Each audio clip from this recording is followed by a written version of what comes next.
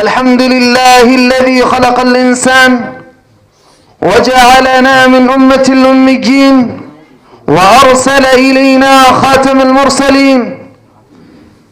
أحمد الله تبارك وتعالى على ما هدانا واجتبانا، ونشكره على ما أولانا وأعطانا، وأشهد أن لا إله إلا الله وحده لا شريك له، وأشهد أن محمدا عبده ورسوله صلى الله عليه وعلى آله وأصحابه وأزواجه وأتباعه إلى يوم الدين.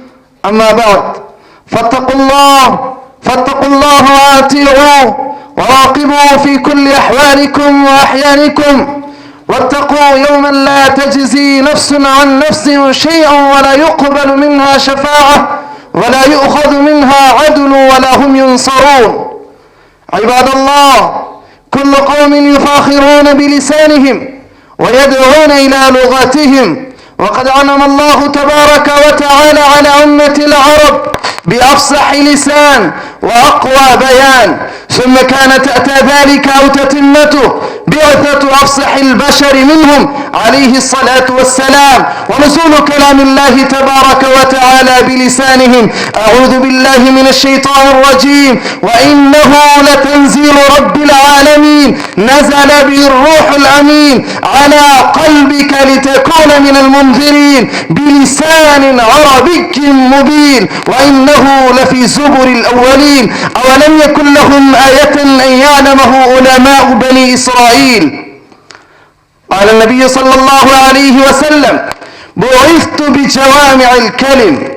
وقال تبارك وتعالى في مقام آخر: ألف لام ميم را تلك آيات الكتاب المبين إنا أنزلناه قرآنا عربيا لعلكم تعقلون. عباد الله، نزل هذا الكتاب بلسان العرب فصيحا بليغا، والقرآن أيها المسلمون معجز تحدى العرب البلغاء الفصحاء أهل اللسان على أن يأتوا بمثل هذا القرآن أو بصورة منه، فعجزوا واستسلموا. ومن أوجه الإعجاز المتعلق باللغة والبلاغة والأسلوب والنظم والنثر. وحفظت العربية بحفظ القرآن، كما أنزل الله تبارك وتعالى في كلامه المجيد: إنا نحن نزلنا الذكر وإنا له لحافظون. ولم تحفظ سائر لغات البشر، بل ما زالت تتغير وتتبدل، ولكن اللغة العربية قد بقيت اليوم، لأن اللغة العربية هي شعار الدين ووعاؤه. والقرآن لا يقرأ كما أنزل الله تبارك وتعالى إلا بالعربية، ولا يتعبد بتلاوته إلا بها.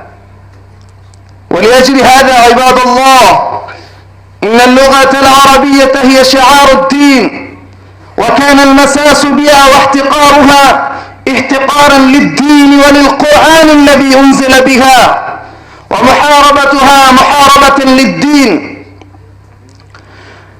وقد جاء عن عمر رضي الله تعالى عنه أنه قال: تعلموا العربية فإنها من دينكم. وقال ابن تيمية رحمه الله: اللغة العربية من شعائر الدين وأهله، وما علينا إلا البلاغ.